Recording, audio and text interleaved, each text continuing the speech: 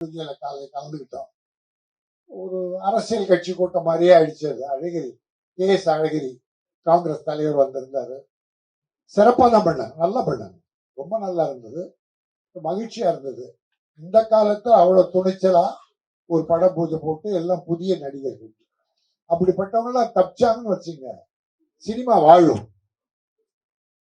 நான் அடிக்கடி சொல்றதுதான், நம்ம பெரிய ஹீரோஸ் யாரையும் பேரை சொல்ல, தமிழ்நாட்டுல இல்ல, விட்டுருங்க, ஆந்திராவிலே வச்சுங்க, ஒரு பெரிய ஹீரோ 200 கோடி வாங்குறாரு, படம் ஓடுது, வசூலாகுதோ இல்லையோ, அந்த 200 கோடி இண்டஸ்ட்ரிக்கு வருதா?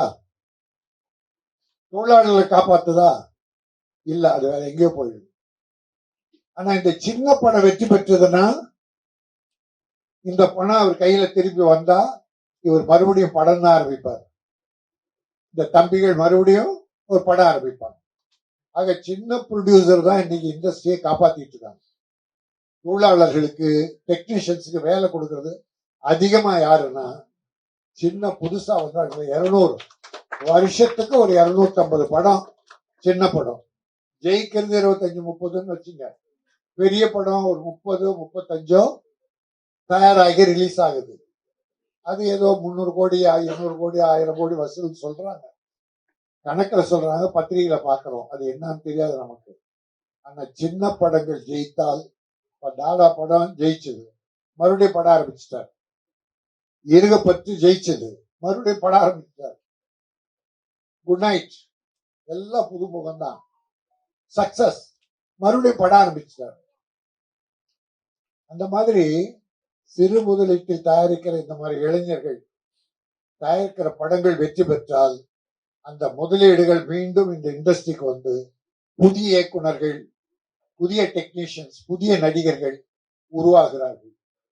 இந்த படம் ஆவரேஜா இருந்தது, ஏதோ ஒரு த்ரில்லர், ஏதோ ஒரு கதை சொல்ல போகுது, உதயகுமார் சார் ஏதோ உள்ள ஒரு கதை இருக்கு.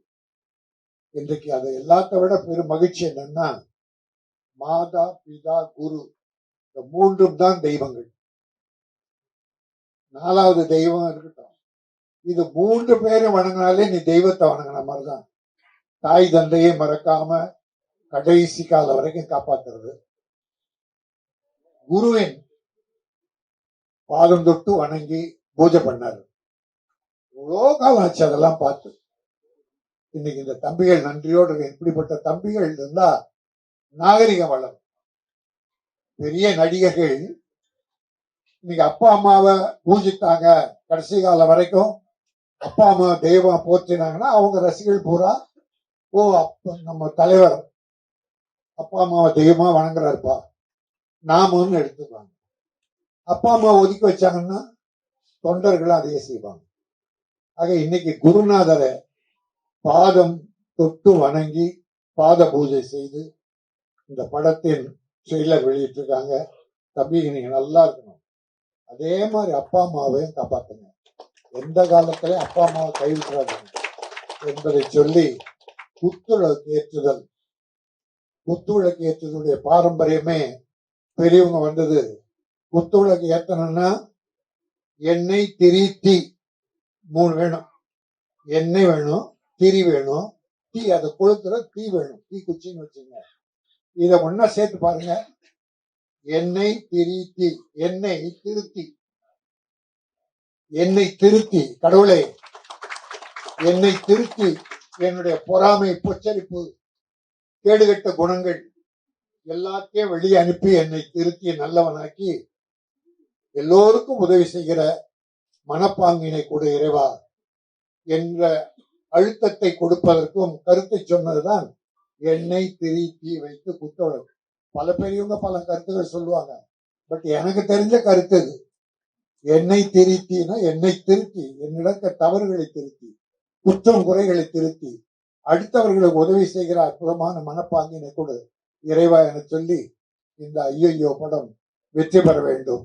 இவருடைய இயக்குநர்கள், ப்ரொடியூசர் எல்லாருமே தப்பித்து அடுத்து படம் ஆரம்பிக்க வேண்டும் என சொல்லி, இந்த இடத்துல இந்த விழா நடப்பது மிகச்சிறப்பு.